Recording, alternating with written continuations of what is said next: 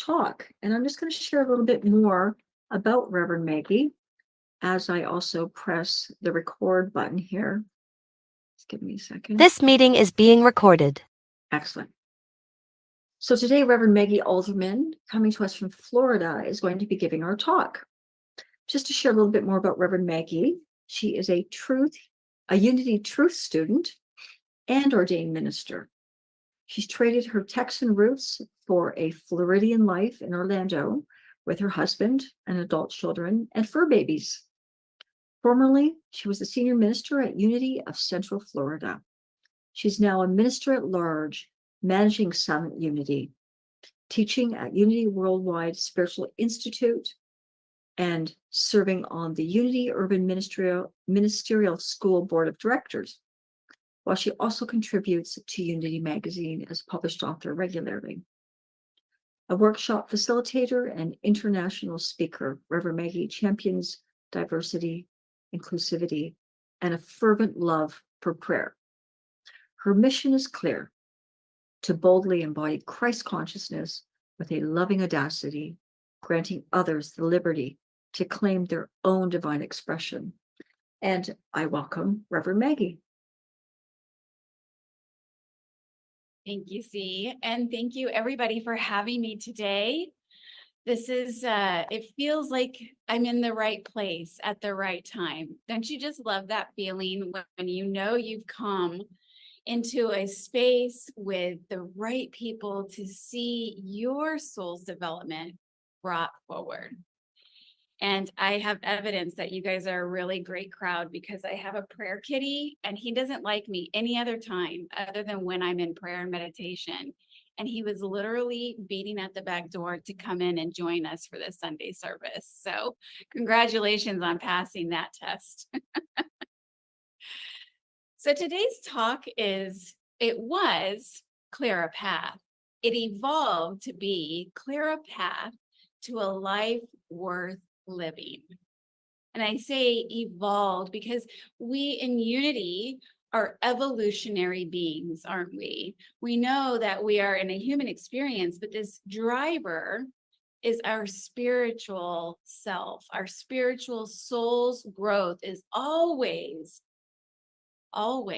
at the helm to see our highest good brought forward. So I thought we were just going to clear a path, and then a life worth living came through for me as I was putting this talk together. And I thought, how appropriate now that we have come through one of our largest evolutionary cycles, that being the resurrection, that being that of Easter, where we don't necessarily buy into, though there is enough evidence that we know something miraculous happened. In Unity, we know that our soul has gone through a resurrection period, that we have been invited to the dark night of the soul through our winter season to evaluate, to rummage around, to see what may be just hanging out and needs to be released, to evaluate our thoughts and our beliefs and our patterns, to let go of something that once probably served us very, very well in a previous iteration. And now we've let it go. We have gone into that tomb. We have declared that we will be resurrected in a new spiritual expression. And I want to say that rebirth, that Easter season, it's nothing to sneeze at. It sounds easy on paper. Oh, just let a few things go. Oh, I claim my highest good. But if you're anything like me, that was an arduous process. There was a lot of work going on internally. And now here we are some 2 weeks later, where we get to step back, where we get to bear witness and express awe for how miraculous we truly are. And you might be in the reflection, this like, I'm proud of myself. I did good work. I put in the effort. Our co-founder, Myrtle Fillmore, talked about the efforting of evolution in a lot of her writings, and most definitely in her prayer work. And we are now on the other side. We have efforted. So I want to invite you all to take a deep breath and just settle into the wonder of where who and how you are today. And let's now follow that thread of wonder, that thread of awareness, that thread of we are changed beings as we now get invited to step out of our inner world, step out in demonstration of who and what we are in our new form. Now, after Easter, I might need a minute. I might need a minute to kind of settle into my new skin. Yes, wow. Yes, all of the wonder and all of the efforting and all of the amazement, all of that is true. But this is about the time where my ego, my small mind starts to come alive and think, oh God, what have I done? This part of my inner being that is designed to protect me recognizes that we are now in a foreign territory, new thoughts, new patterns, new actions, new people, new places. You get it, right? It's all brand new. And our ego, our small mind, is most comfortable when it's in a place of prediction, when we know what is going to happen and we can guarantee that we will be safe. But the ego doesn't really have a place here. And that's our task in clearing a path, is to know when that small voice, that little voice starts to chirp, and to stay firm in who we know we have been called to be in this time. So that ego for me wants to stay small. You know, here I am, big and shiny and new. And if I know new things and I'm stepping into the fullness of who I am, then my light has to be shining brighter. And if my light is shining brighter, then other people are going to notice. You know, if they notice what I'm doing, they might ask me about what I'm doing.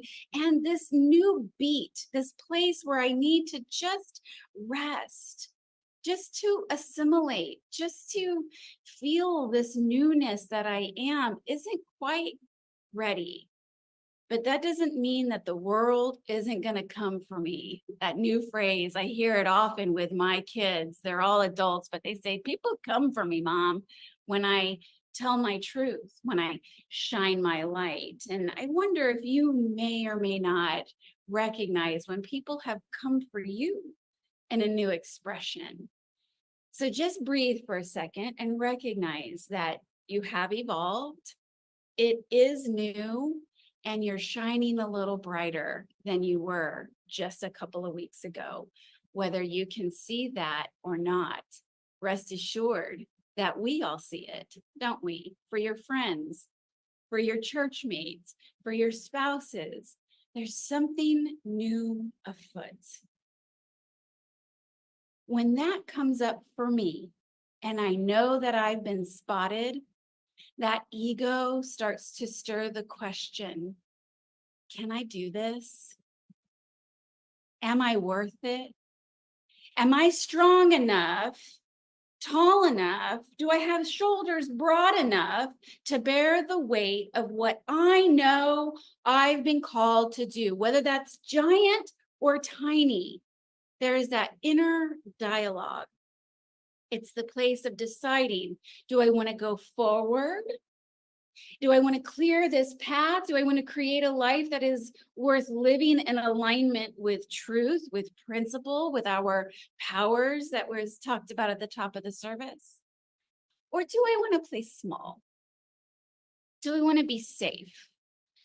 Do I want to most definitely guarantee that I will repeat the same process again and again until I stand in the conviction of my knowing that this too is for me, and that God may not have called me because I am equipped, but because I have been called, I will be equipped along the way.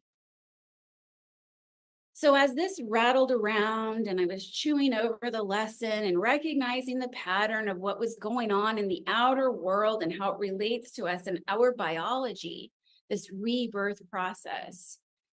Have you ever had a book fall off the shelf and almost like smack you, right? So I was like, what are we going to talk on? How do I relate this? And I had a book that I had not read, but was on my shelf called the Nehemiah Code. It's the Nehemiah Code. It's never too late for a new beginning. This is by O.S. Hawkins. If it strikes your fancy, you can order it. And it turned out that Nehemiah was the perfect story. So we're going to take a deeper dive into this through the analogy that is painted in chapters 1 through 7. So if you don't know Nehemiah, and I wasn't all that familiar, I'll admit, Nehemiah was the cupbearer to the king of Susa, S-U-S-A.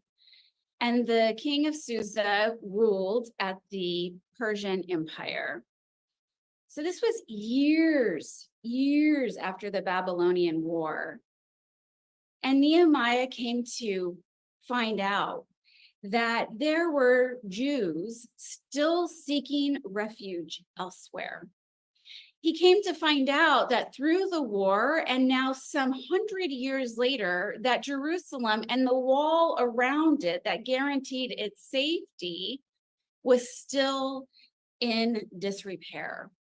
The city was vulnerable, and there were people that were attempting to dwell within the city, to do business within the city. But can you imagine, put yourself in that space where they were just extremely vulnerable? So talk about 1 or 2 or 3 steps forward and 10 back. There was no traction without security. And so when Nehemiah heard this story, it broke his heart to hear that the wall was still crumbling. And he sat and he cried for days over the angst, the pain, knowing that his own people were still suffering, wondering of how could this actually be true, that no one was called to repair the city. No one was called to provide security and see that the Jewish people were provided a clear path to their life worth living. So I wondered, when has that ever looked like for me? When have I ever heard news, I think we can all relate, and sat in heartbreak, in confusion, or in just wondering, what is mine to do? And I realized that that looks a whole lot like prayer for us. When we take a question into contemplation, we are actively praying. And so the days went by, and Nehemiah, as the cupbearer, was serving the king. And the king noticed that Nehemiah was a little melancholy, and this rose an alarm, because you can imagine that the guy that's tasked with pouring the king's wine, you want to see him happy, because if you're not happy, then there might be a little poison slipped into that goblet, right? So he asked him, Nehemiah, what is going on with you? And he said to the king, I have been called. I have been called to do this thing. He said, did you know that the city is in disrepair? Did you know that the wall has not been fixed, that they have no security, no traction to create a life worth living? And so I know that the gracious hand of God is upon me, and I need your help, you see. So he asked the king for letters to cross multiple territories. And the king said, sure, I'll guarantee your safe passage, and I'll do you one better. I'm going to give you not 2, not 3, but 5 officers to guard you, to see you to the destination that you've been called. So upon their arrival, I don't know about y'all, but I think about Jerusalem, and it seems like it has to be a tiny city. It's a huge city. Upon his arrival, Nehemiah quietly, without talking to anyone, this is key, without telling anyone his business, he surveyed the destruction. He surveyed what was this huge project that he was being called to take on, much like we are Much like when that little voice starts to say, are you enough here? Do you have enough? Are you smart enough? Strong enough? Do you have time enough to do the thing that you're called to do? And what I love is that Nehemiah just sat with his purpose. He didn't tell anyone until he was clear on those that would be invested in his success. So he started gathering people to see him be successful and asked if they wanted to contribute. These were the priests.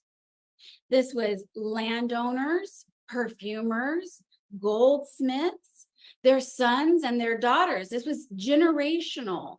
This wasn't just, I need safety and security. I want safety and security for the people that I love best. And wouldn't you know that just as he said yes, and just as he had enough forces to see him be successful, that's when the adversaries showed up. So let's just pause here. This is where we are, friends, in the 2 weeks post-Easter. We've been called, we've evaluated, maybe wondered and questioned and doubted. But I'm looking here and there are 46 participants. So I know that each of you are a goldsmith, a landowner, a perfumer of that city. You're all here to uplift in a positive manner the truth that you've been called to express. So hold on to that nugget. So these adversaries show up. Adversaries may be the external. I can deal with them. They started heckling. They started jousting them and telling them this was a lost cause. They didn't have enough supplies, enough daylight, enough strength to be able to complete the task. Nehemiah was a fool to think he could do it. He tried to be called off that wall multiple times, 3 times, 4 times, 5 times, and he would not be deterred from that which he was called to do. He said, we have a mind to work. So the work didn't stop. Their words didn't stop them. The attempted acts of violence didn't stop them. The slander didn't stop them. The distraction and attempted chaos didn't stop them. In Nehemiah 4:8, it says they all plotted together to come and fight against Jerusalem and cause confusion within it. Metaphysically, Jerusalem is the city of peace. So when we are achieving, striving to clear a path, to allow room for people to show up in their God skin and affirm that we weren't crazy, that we are strong enough. We weren't hallucinating in that meditation. We were called into something greater that can only be expressed through us. We must stick into that we are creating a place of peace, where we are not in strife, where we are not giving mind to the ego. We're not giving mind to the adversaries calling us off the wall. But what about the adversaries between your 2 ears? Those are the adversaries that will repeat to you old truths of who you may have been once upon a time, but not who you claim to be today, you see. So in conclusion, a wall in a city that sat nearly 100 years in complete disarray, being the right person, trusting the right message, and having the right people that showed up in support of that, that wall was repaired in 52 days because all things are possible with God. So in this pause, think about that story of Nehemiah. Think about when you've been called and where you're exercising your energy of evolution. Can you see yourself on the wall with the people doing the work, affirming one another? Or perhaps you're an adversary. No shame. We've all played both sides of that game, most definitely. But when you set out to fulfill your soul's calling, we must be prepared to clear that path, and not only clear it, but act on it through our highest thought. So in unity, principle number 2 says that we are inherently good, and principle 3 says that we have the power to create the experience of our reality. That adversary between our 2 ears has the ability to deter us, to invite us to play small. And our task is to eliminate those old thoughts, clearing a path for a new groove to be played in truth, expressing as we are, as we understand in this day. So what adversaries do you experience? I have some within my very own family. I have some that will remind me of a time I embarrassed myself when I was in the 3rd grade, and that adversary would keep me small, quiet, safe, humble. Do you experience these adversaries, and are you aware of them? Because being aware is more than half the battle. Adversaries show up for us because the status quo has been disrupted. I'm going to say that again. The adversary, whether they are external or internal, always show up when the status quo has been disrupted. And in this case, you're the disruptor. Your energy is influencing a change within them, and they may not have words to articulate that, but you're shining brighter. You're saying yes to what you're called to do. And if you can do it, maybe I can do it. So in a world that is filled with influencers all over social media, all over television, all over printed news, in a world filled with influencers, when that energy is disrupted, that status quo, question for yourself, what type of influencer am I going to be? Am I going to be an influencer that shines unabashedly bright, that lives my truth and demonstrates highest thoughts and is divinely influenced and is following my calling, even though I may not know all of the answers and all of the steps and all of the how? Do you think Nehemiah did? He was just called. He was just shown a way, and the path was cleared. Or will you be an adversary? Will you stay in a lower vibration that no longer serves you? Will you allow ego-driven comments to fall out of your mouth before you gain control, dominion over your thoughts? Will you be competitive? No, I can do that better. No, I tried to build that wall. It was useless, Nehemiah. You're a fool. Go home. Will you allow yourself to be stuck and settle for something that you know in your heart of hearts you have truly outgrown? I have a great example that has stuck with me for probably 25 years, where when I was a much younger woman, I worked with a gal who was about my age. Her name was Elizabeth. And we worked for a government contractor that wasn't a particularly wonderful man that owned the business. We weren't paid particularly well. We didn't get holiday bonuses. He was really stingy with time off. But it was a long time ago. And I was grateful for the opportunity to grow my skills when I was in my 20s, to grow my organization and my administrative skills. And I became a research analyst. But Elizabeth wasn't as happy and content. And one day she went to my boss and said that She had applied for another job and gotten it and getting a big old chunk of a raise and leaving in 2 weeks. And my boss, Jennifer, begged her, please don't tell anybody. Don't tell him. Because she knew that she was disrupting the status quo. And Elizabeth created a domino effect within the team.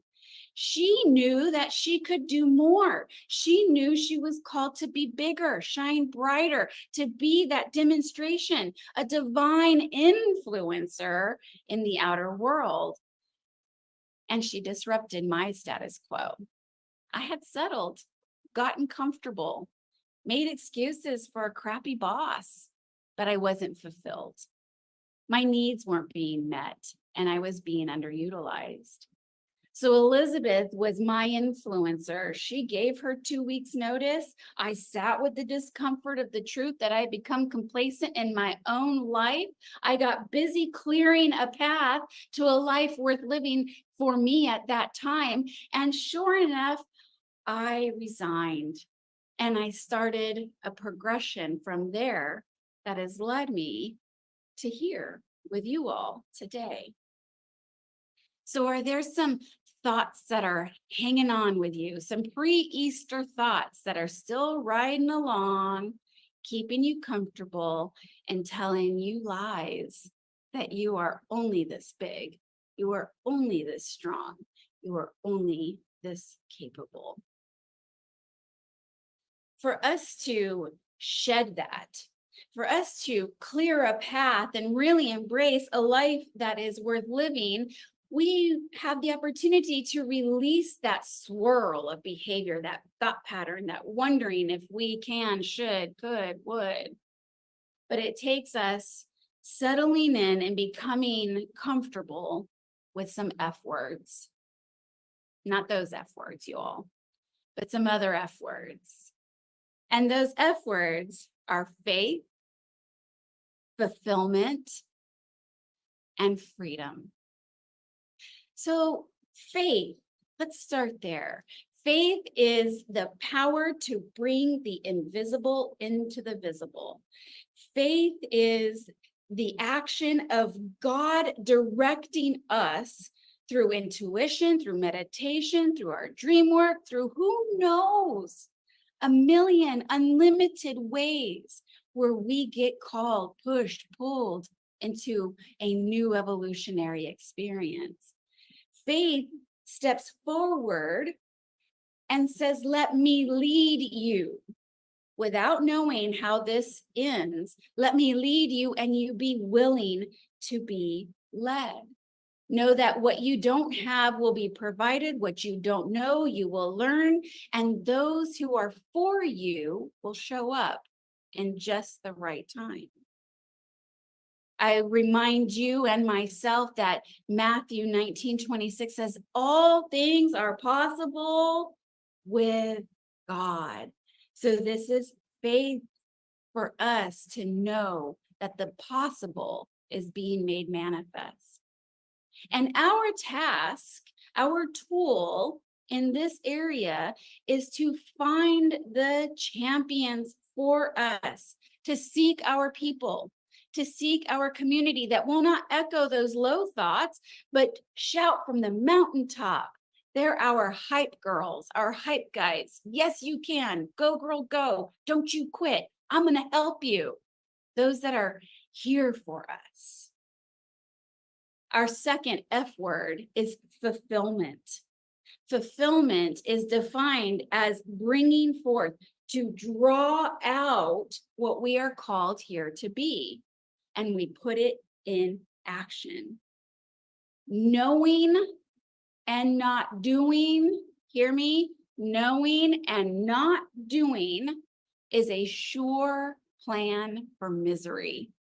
So while you're figuring it out, allow faith to lead so that you may be fulfilled. And when you're in doubt, ask yourself, what is the alternative?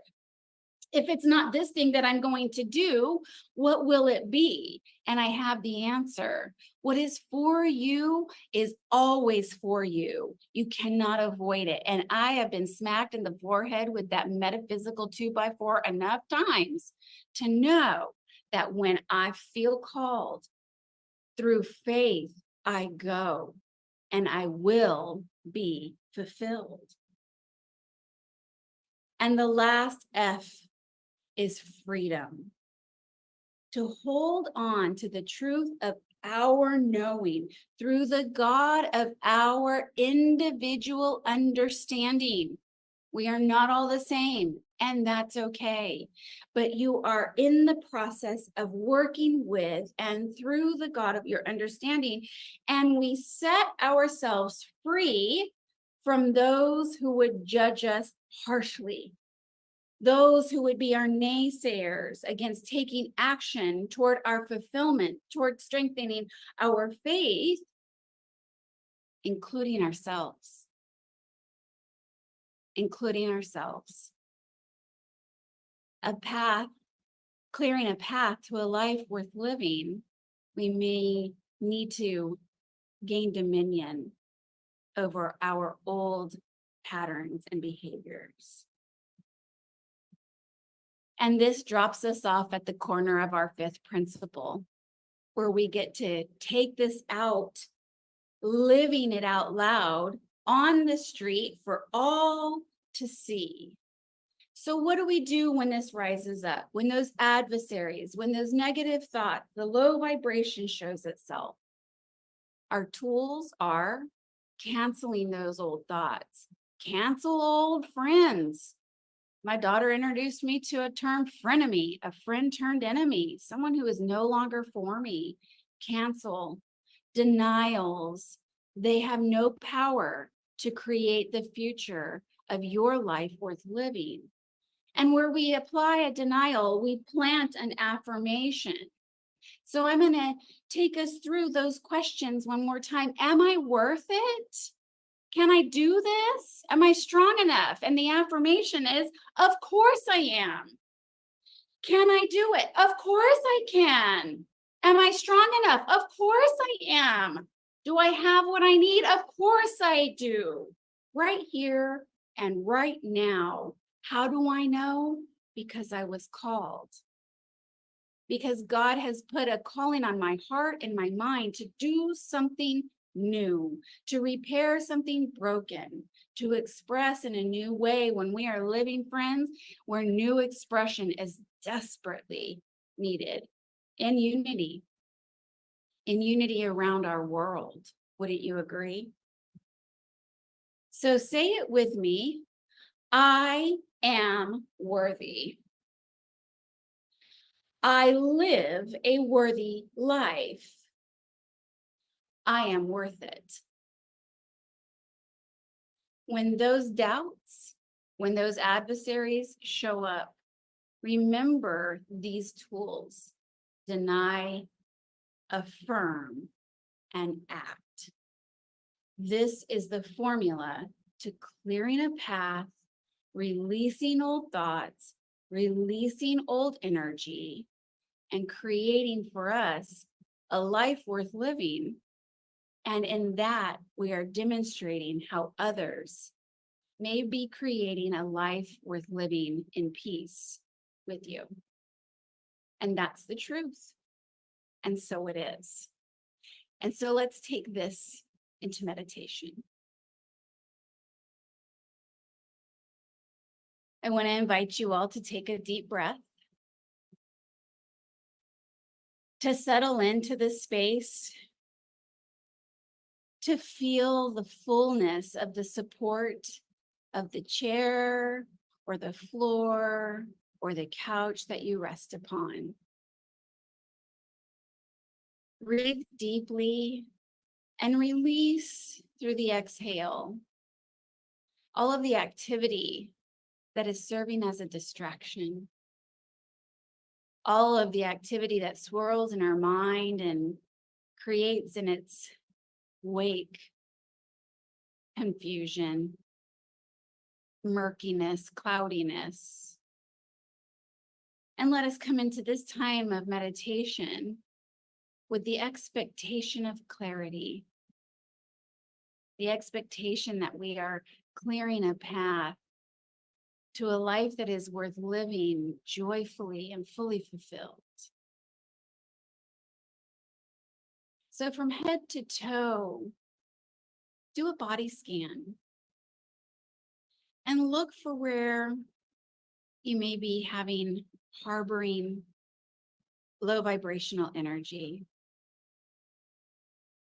a low level thought, anything that is not in alignment with your highest good, with the truth of your creation.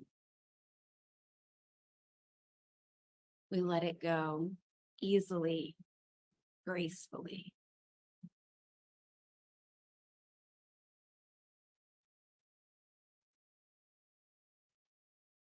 Where there is a void, an emptiness created with that release, let us invite an affirmation of truth. I am strong enough.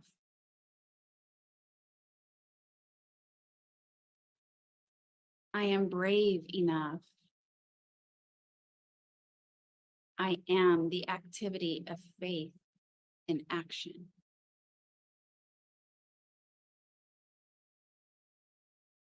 So I invite you to sit in this place, this indwelling space of peace, to plug in and connect fully with the divine essence that moves and has its being expressing exactly as you are.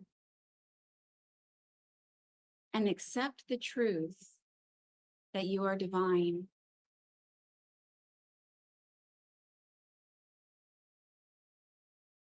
Would you challenge the face of God to say it is not strong enough?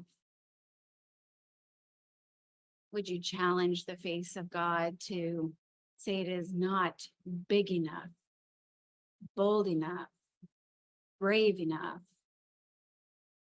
to move through its divine expression, its calling to bring forth a greater good for all of its inhabitants on this planet?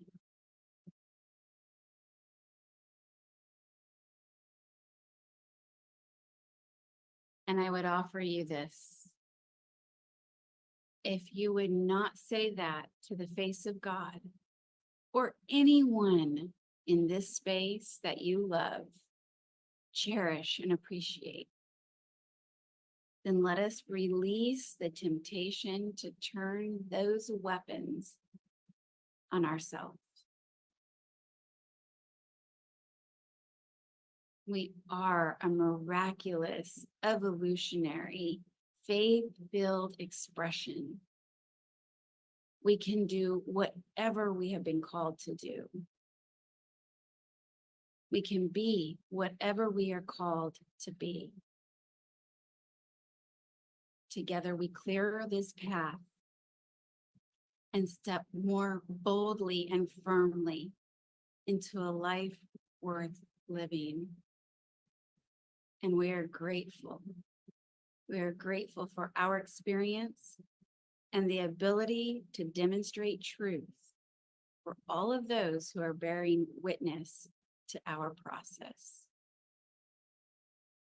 Allowing this to serve the greater good, we release these words to do their good and perfect work, and know that as we give, so do we receive anything and everything we need all the time. And so it is. Amen.